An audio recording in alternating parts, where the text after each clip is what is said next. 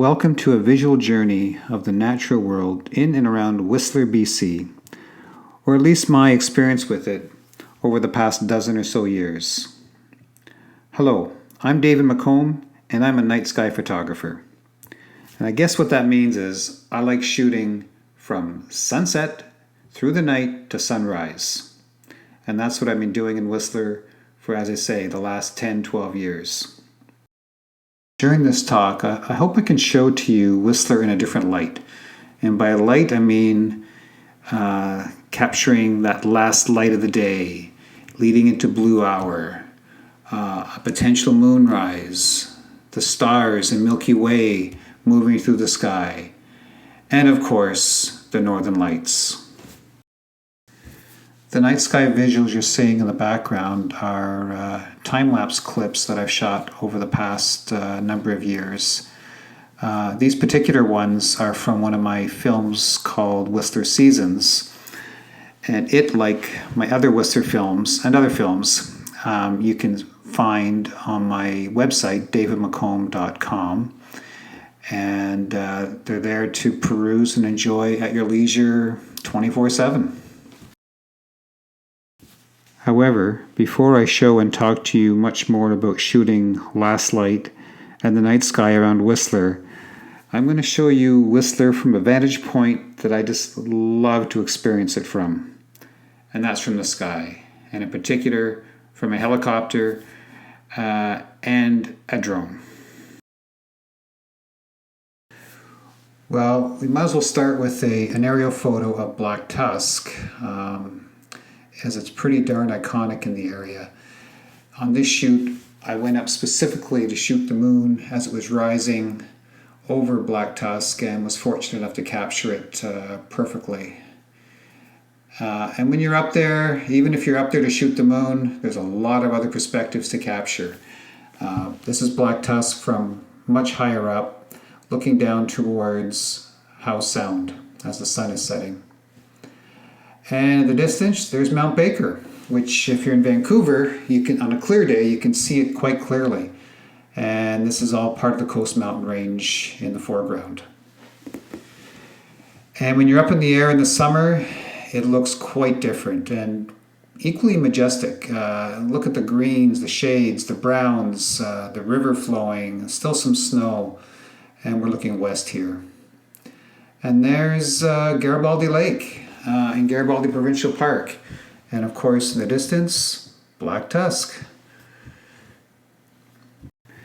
And here's a shot of it in the winter, of course, with a nice, fresh, white blanket of snow around its base. Pretty hard to beat. And then if I switch around, have a helicopter fly in a different direction, we can shoot Black Tusk facing east. And here it is looking pretty gnarly, which I love. And sometimes when you get cloud layers, you direct the helicopter pilot to sort of move in between them so you can get a different perspective, and it just looks so different from so many different angles. And leaving that theme for a little while, here's just another example of trying to get up there to get the Coast Mountain Range with the moon rising. And you get the nice shades of pink there. On this day, I was shooting something else, but it was really kind of cool to see the peak-to-peak gondola popping out with the red against the white snowy background. And here we have a sunset looking down towards Howe Sound. And we got pretty lucky that day with the orange and the yellows lighting up the sky. And here we go again, same kind of angle, but we're getting lucky with a little bit of a cloud bank below. Always trying to do some of the cloud layers into it. And of course, there's so many perspectives. Again, Howe Sound with the snow and just shaking it up with a bit of a vertical shot. This is actually one of my favorite shots as it's a bit moodier. And we get the cloud layers wisping up again over Howe Sound. Really quite special to see it looking like that. Another aerial theme is to shoot the dual mountains, Blackcomb on the left and Whistler on the right from the air. You can see some of the lakes and golf courses in the valley below. Looks pretty magnificent and green. That said, it's hard to beat a nice fresh blanket of snow over the valley with some clouds in the sky. It's what a lot of people are there for the skiing. Again, the same idea. Not necessarily the same day, but a fresh blanket of snow.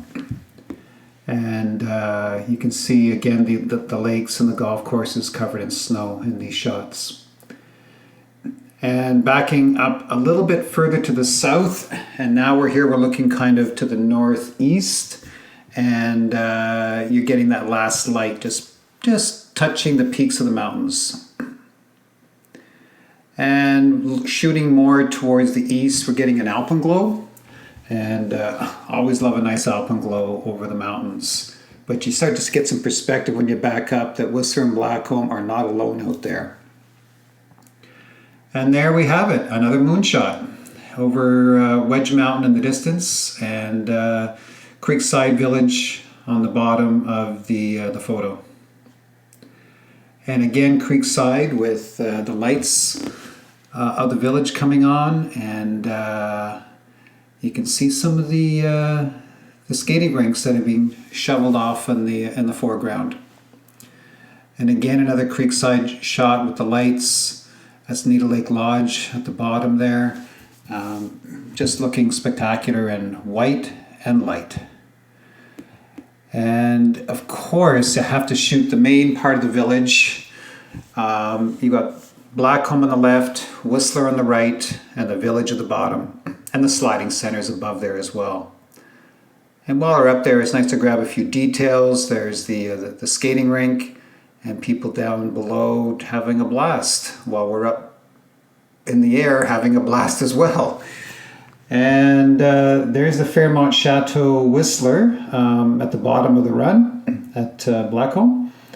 Again, a blanket of white. Always going up when there's a blanket of white. And here's a pretty special photo, special to me anyway, of Whistler and Blackcomb in the Whistler Valley. This was shot from a helicopter, about 11 to 11,500 feet in the air.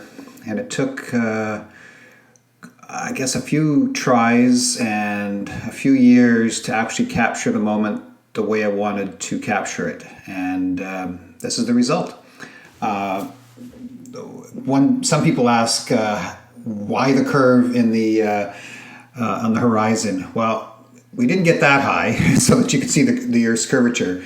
The effect is through a fisheye lens, but I wanted to introduce that effect that it felt like we were higher than we actually were.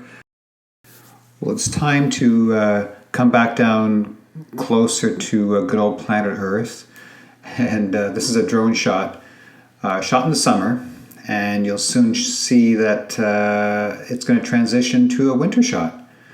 Isn't that kind of interesting? It took a couple of tries to get that over a couple of seasons, but it was fun to get that transition from summer to winter. And the rest of the photos in this presentation will be shot from the ground. I think without exception. Of course, these photos are Black Tusk, shot with a long lens, probably at least 400 millimeters, maybe to 500. And you can see the nice snow-covered mountains, which I would love to capture. This is more of a summer shot with Black Tusk in the background. Again, with some nice, moody last light of the day. The sun will probably be setting here in about 20 minutes. And here the sun is probably just set. We're just getting that last light, that pink glow from the peak of Whistler. Again, we're on the top of Whistler Mountain capturing a sunset. And I used to do, when times were different, I would do these photography tours that we allow us to get the last light of the day from Whistler Mountain. Again, from Whistler Mountain, again with a long lens in this case. Some pretty cool mountains in the distance, when you sort of zoom in with a long lens like this one, you can get some cool effects. But sometimes I go for a hike, and this is up Rainbow Mountain, and in the distance you can see Whistler and Blackcomb, and what a sky that was. And occasionally I like to go there often, but I only do go there occasionally, into Garibaldi Provincial Park. And here's a photo of Black Tusk on one of those hikes. And again, in Garibaldi Provincial Park, Garibaldi Lake, Table Mountain in the distance, just spectacular. This is another sunrise, which you saw before in a time-lapse clip, and here it is again. It was just spectacular. That morning was just mind-blowing. That sunrise like this went on for, felt like 20 minutes. And every once in a while you get a sky that just makes you stand there in awe. And this was one of them, again from the peak of Whistler Mountain. And one day we had this big storm which didn't look like it was going to clear, and then it did. And this was the result. It was just spectacular, the shades of orange and yellows. And then there was that day we got lightning. I've dreamt about getting some nice lightning shots in Whistler because we just don't get them that often. And then one day at the end of one of the photography tours, the storm broke out and I got the shot. Pretty exciting. One of my favorite things to do in the winter is to go up the mountain and just sit around and wait for the sun to set and see what happens. And this is the kind of thing you can get. This doesn't happen all the time, but when it does happen, it's pretty darn spectacular. These are frames from time-lapse clips, actually, including this one. And again, you can see some of these scenes play out as time-lapses in some of my short films about Whistler. The sky colors just are ever-changing, and like this one just morphed into different shades of pinks and blues, and here it is again.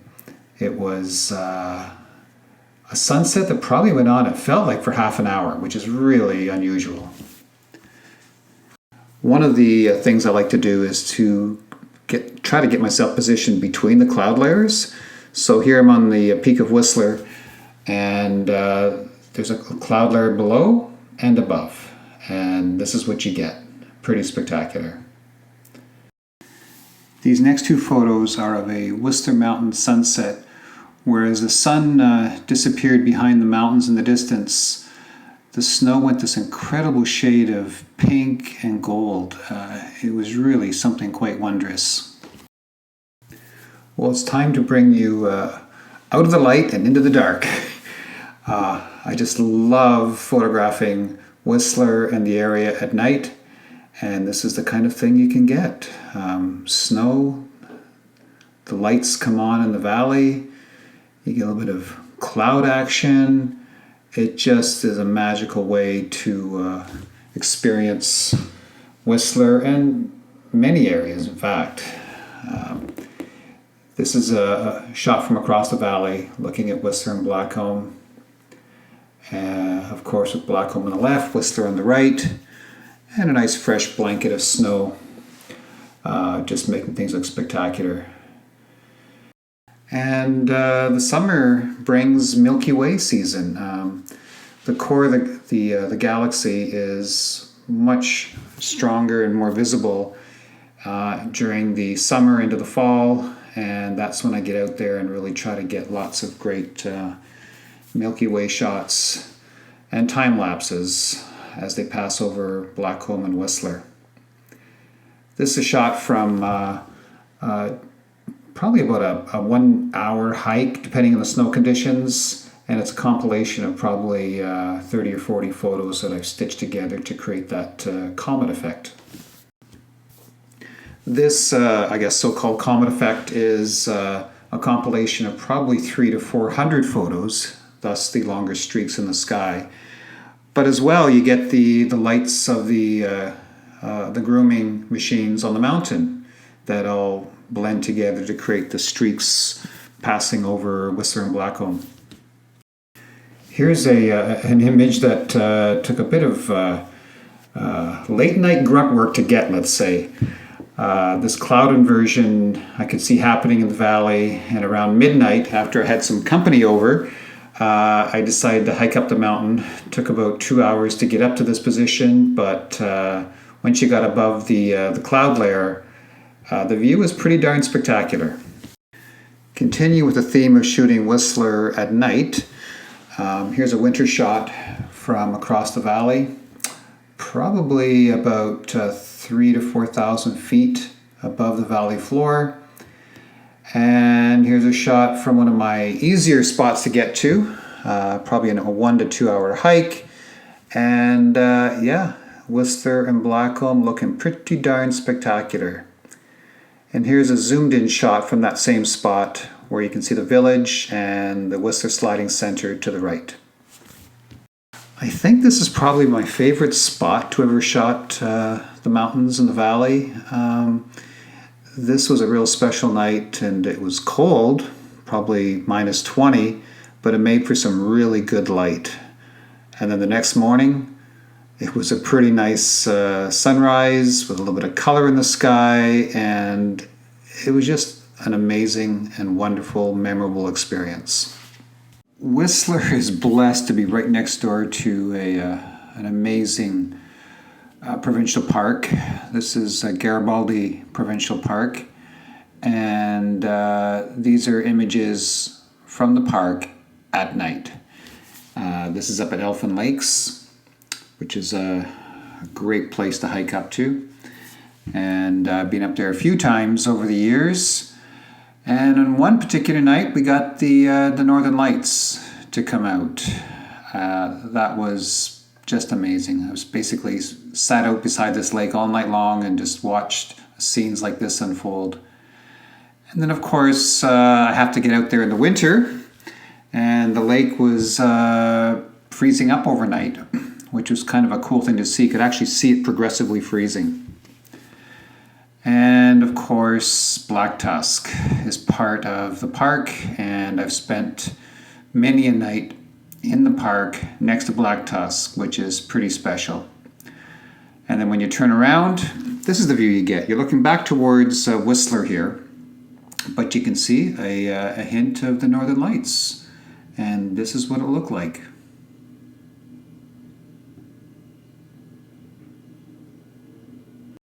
And then there was that time that I was hanging out next to Black Tusk when the Northern Lights came out in all their glory. It was pretty magical. And of course, I was hanging out to the south, so it's an angle of Black Tusk you don't always see. And of course, I just love shooting the Milky Way as it passes over Black Tusk. This is a frame from one of my time lapses, which you can see in one of my movies. And here's just a deep, dark, starry night over Russet Lake, and that's Thistle Peak to the left. Really spectacular spot. And one of my favorite spots to shoot in Garibaldi Provincial Park is this overlook of Garibaldi Lake. Just an amazing way to spend the night. And one of the things I just love to do is what I call do a moon chase. And this is from the Alpine in Whistler. This is from the Valley. It's actually at Rainbow Park. And this is from across the valley, other side of Whistler. And the moon is always doing some crazy, beautiful things, especially when the clouds are out. This is from Garibaldi Provincial Park. And whether it's a moon rise or a moon set, equally spectacular. And here's a shot from the valley. So it's just about figuring out when the moon's coming up and just getting out there. I like shooting either the full moon or new moons. Usually I like to try to get them so the moon's are close to the horizon, so you get some foreground as well. This rainbow effect just before the moon rose was pretty amazing, and that's of course Whistler Mountain. And of course it is always fun to shoot the moon from a helicopter. This was of course during the winter, lots of snow, and we went up specifically to shoot the moonrise as it rose above the Coast Mountain Range around Whistler. And now I'll show you a number of examples of the full moon as it was rising over Whistler. The variety of scenes you can get are just extraordinary. Of course, here's something over Whistler Mountain. Here's a shot of a total lunar eclipse, which is a pretty spectacular sight. That big red blood moon is really special. Here's a shot from the Whistler Alpine during an alpenglow. So you get the pink colors, the full moon, love the green in the foreground. And here's the moon just about to rise over Whistler. It's actually one of my favorite places to shoot the moonrise is over Whistler Mountain, because you get a lot of different things to work with there. There's another angle. You get the moon, the clouds. Most of these are shot with a long lens, at least 200 millimeters up to 400 to 500 millimeters. And that's why in some of the shots the moon looks so large. It's basically the big lens that helps create that effect. So during a typical moon chase, I'll position myself on the west side of the valley, wait for the moon to rise, get my shots, and then actually move closer and closer to the mountains. So I effectively get the moon rising maybe 2 or 3 times over the course of an hour, until I'm just so close to the mountains that I can't get that effect anymore.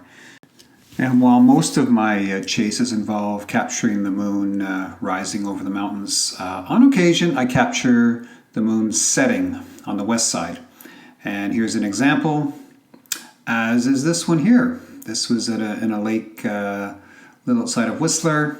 Spent 2 nights here and captured this beautiful setting moon with the Milky Way, which I always love that combination.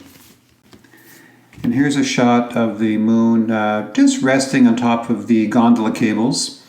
This was shot from Whistler Mountain. This is one of my favorite shots of the moon, in part because it's a shot of the total lunar eclipse. As well, I was on Blackcomb Mountain hanging out with a couple of close friends, and it was just a special moment. Got up about 2:30 in the morning and shot it until this moon settled into those clouds.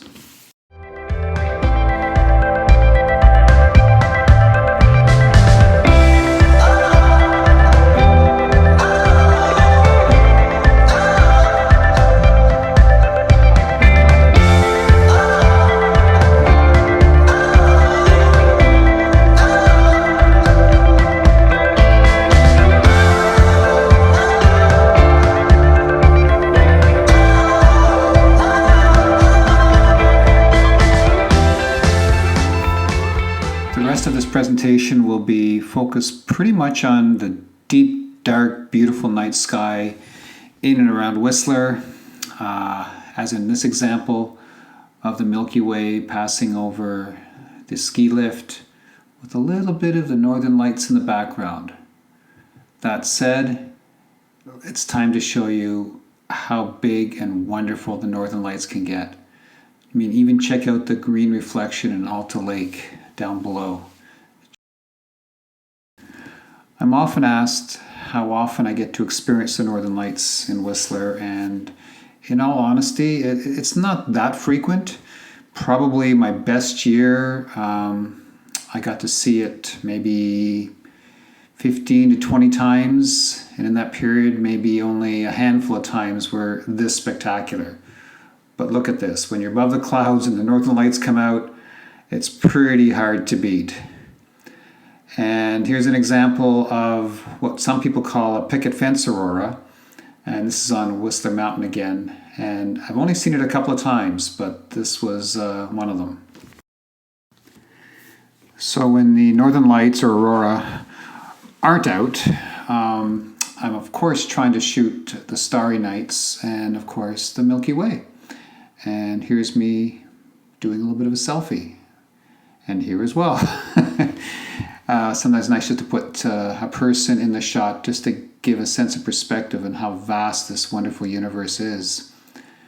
And here's a valley shot of the Milky Way as it's rising over Whistler Mountain in the background.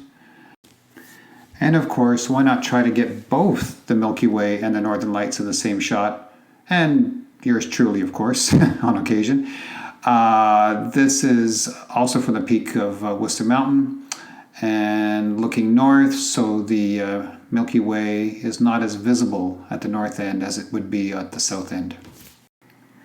And every once in a while you get a really nice surprise when a meteor blasts through the sky like this one did.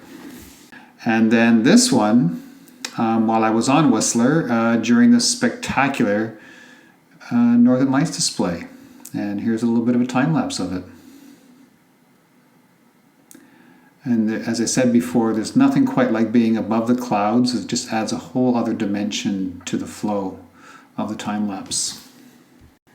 And continuing with the theme of Northern Lights from Whistler Mountain, here's a pretty incredible example, as you can see right here. The purples came out in this time lapse, which I rarely see, so that was really fun.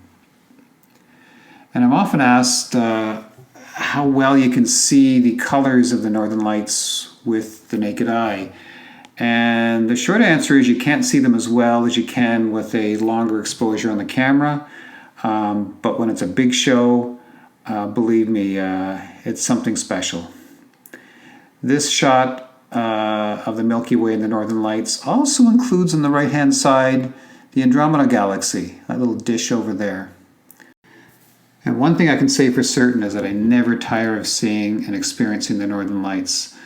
Once I saw it the first time, I needed to see it again and again. And that's why I'm always out there trying to see it again and again. And this is why.